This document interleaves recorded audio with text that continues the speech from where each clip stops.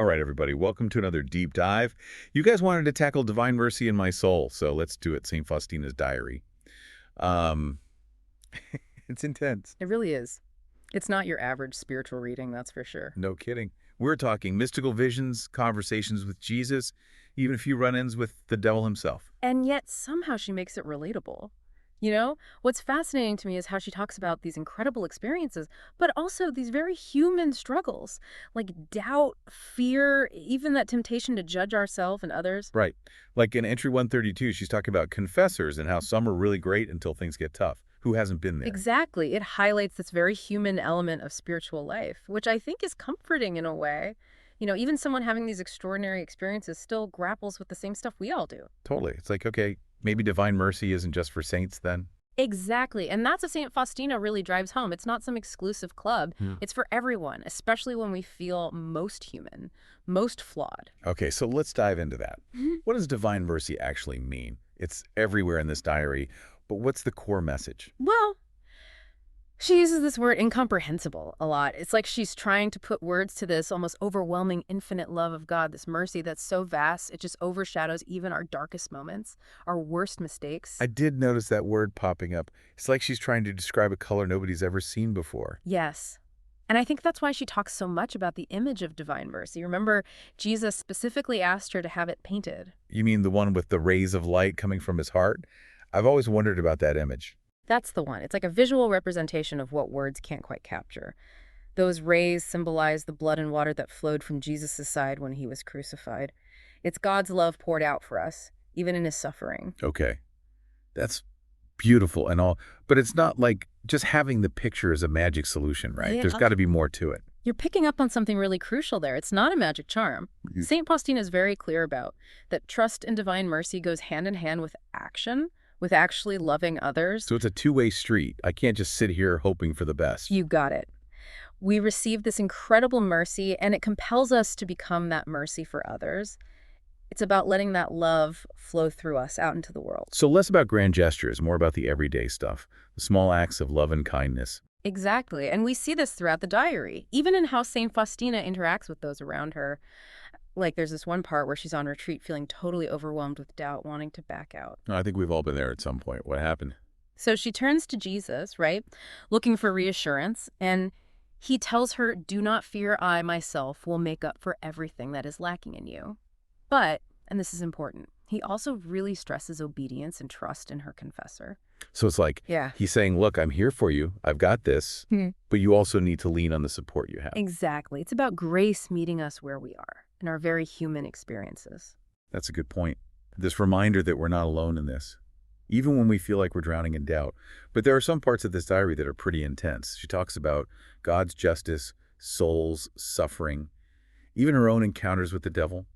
It's a lot. It really is a lot. It's kind of a plot twist, right? And we're talking about this radical, all-encompassing mercy, and then, bam, we're hit with these visions of suffering and justice. It is a lot to process, and I think that's part of what makes this diary so powerful. It doesn't shy away from the tough stuff, the pain, the consequences of our choices, but it also shows us that even in those dark places, God's mercy is still present.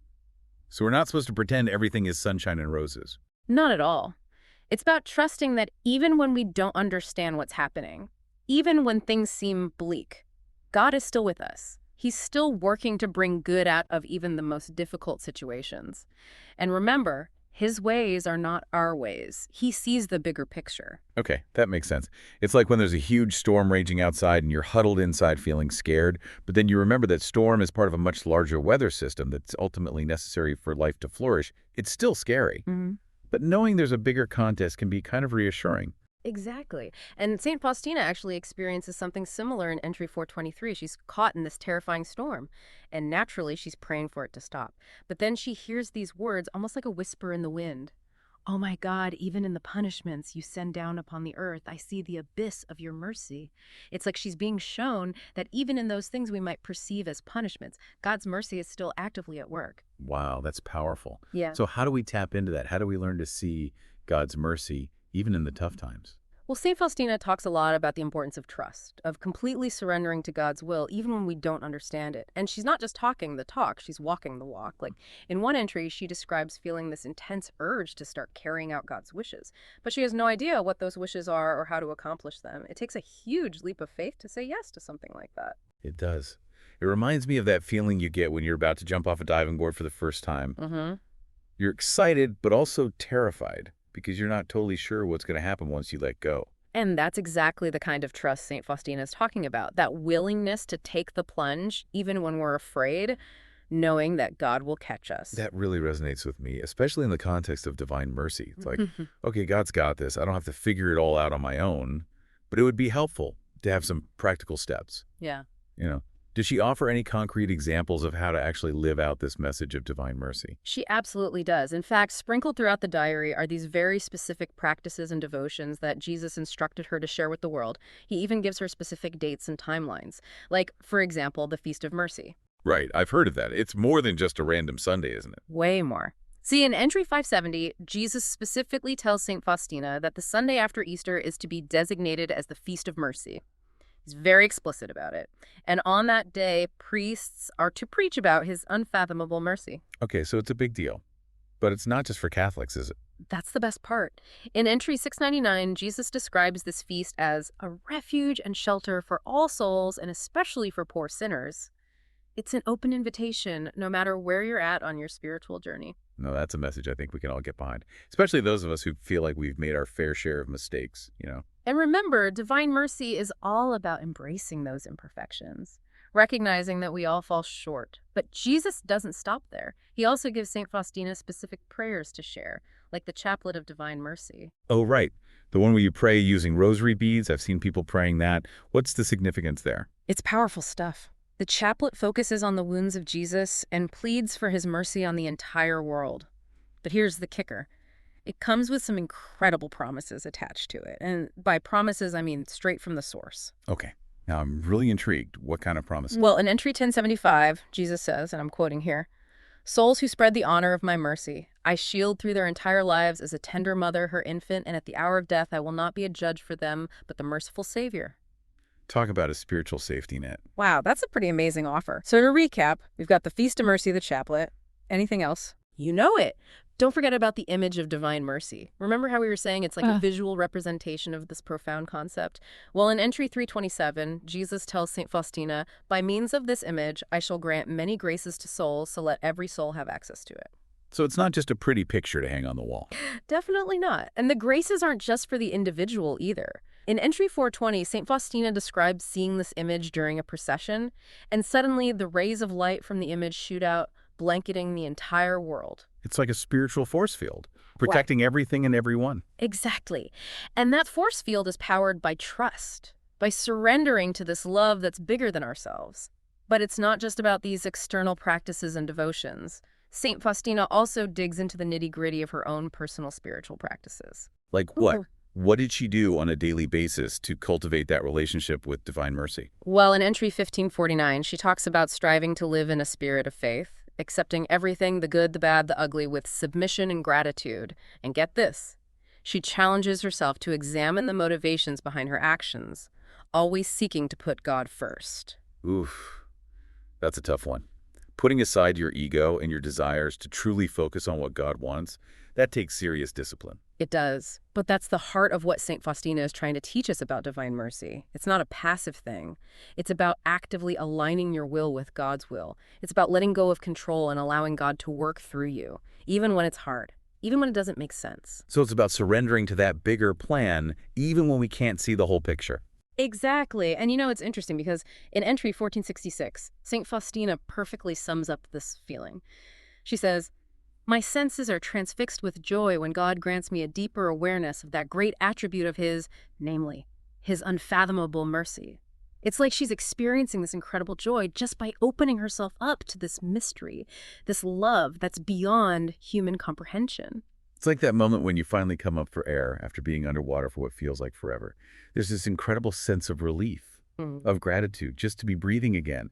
Except in this case, it's God's mercy that's reviving us. That is such a perfect analogy, and that's the beauty of divine mercy. It's not just a one-time event, it's this constant life-giving force that sustains us even when we don't realize it. This has been incredible. I'm starting to see why this diary has made such a huge impact. But there's still so much to unpack. I feel like we've only scratched the surface. We've covered a lot of ground, it's true. And you're right, there's still so much more to explore, especially this idea of God's justice. How does that fit into everything we've been talking about? That's a great question. And I think we'll save that juicy bit for the grand finale. Stay tuned for the thrilling conclusion of our deep dive, where we'll explore the connection between divine mercy and God's justice, the importance of confession, and those incredible encounters with Jesus in the Eucharist. All right, so diving right back in, we've been talking about this incredible concept of divine mercy, how it's this powerful active force in the world. It is, and we've covered a lot of ground, the importance of trust, how to actually apply this message in our daily lives, those amazing promises that come with it. But there's this one last piece of the puzzle we need to address. You mean the whole divine mercy versus God's justice thing? I'll admit that's been bugging me. It's tough to wrap my head around both at the same time. It is. It's one of those theological head-scratchers we all wrestle with. And what's remarkable is that Saint Faustina doesn't shy away from it. Remember all those intense visions she describes? The glimpses of hell, the soul suffering. She doesn't sugarcoat the reality of sin and its consequences. That's right. She even talks about encountering the devil himself. Not exactly your typical feel-good spiritual reading. Exactly. And that's where this tension between mercy and justice comes into play.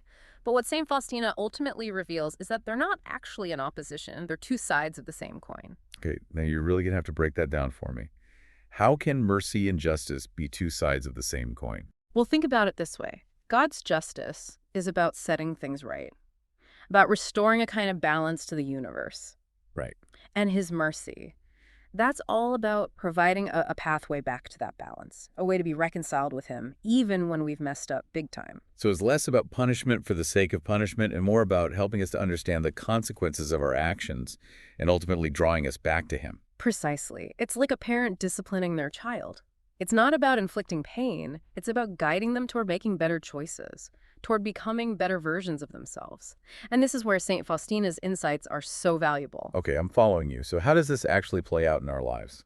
Well, take entry 742, for example. Jesus says to St. Faustina, and I'm paraphrasing a bit here, I want you to show mercy to others, not because it's the right thing to do, but because you love me. It's like he's saying, you want to please me. Show mercy, be my hands and feet in the world. It's a beautiful concept, but also kind of daunting. Where do you even begin? That's the best part. It doesn't have to be complicated. Remember in entry 177 when Jesus tells St. Faustina about the 3 ways of showing mercy: deed, word, and prayer. So it's not just about these grand gestures of self-sacrifice.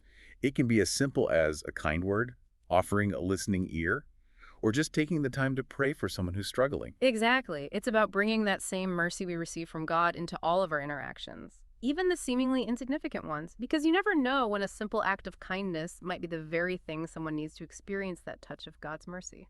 You know, this really makes me think about St. Faustina's relationship with that one sister who was constantly criticizing her, accusing her of being a fake. Oh, right. That was a tough situation.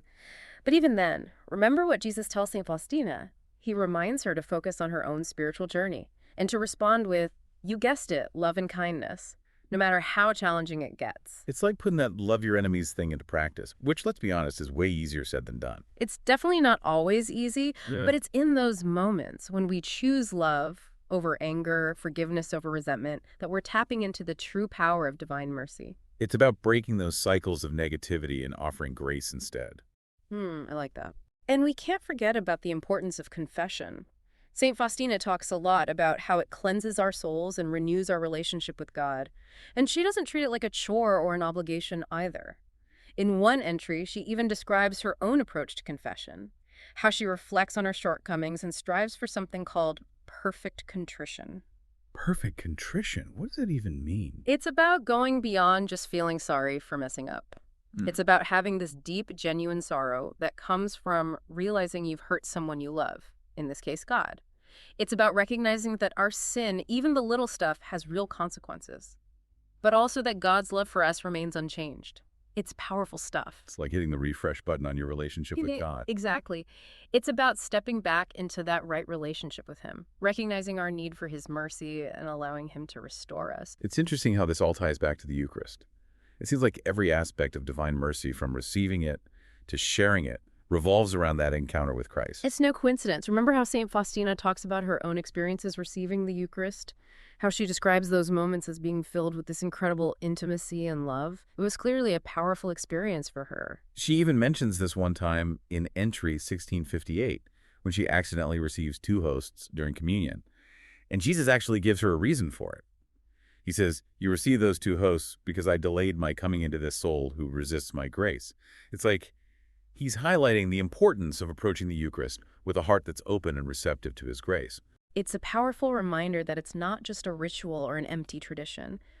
It's about a real, personal encounter with Christ who is physically present in the Eucharist, and that encounter, that communion, is the source of our strength, our hope, our ability to go out and live out this message of divine mercy. Wow. As we're wrapping up, there's this one final quote from Saint Faustina that's been swirling around in my mind.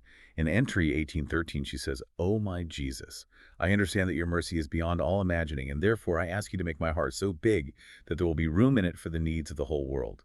Talk about a powerful statement. It really is. It's like she's saying, God, your mercy is so vast, so limitless. I need you to supersize my heart just to hold even a fraction of it, let alone share it with the world. It's a beautiful reminder that this whole journey of divine mercy isn't just about us receiving, it's about us becoming. It's about allowing God's love to transform us from the inside out, to soften our hearts, and to empower us to be vessels of that same mercy in the world. And that's what I hope our listeners take away from this deep dive. This isn't just about understanding the theology behind divine mercy. It's about allowing it to change us, to make us more compassionate, more forgiving, more loving versions of ourselves. It's about recognizing that we're all in this together, Wow. all in need of a little grace and a whole lot of mercy. And maybe, just maybe, by embracing this message, by letting it seep into every aspect of our lives, we can help to create a world where that kind of boundless love isn't so hard to find. I couldn't have said it better myself. Well, that's about all the spiritual deep diving we have time for today. Until next time, keep exploring, keep questioning, and keep diving deep.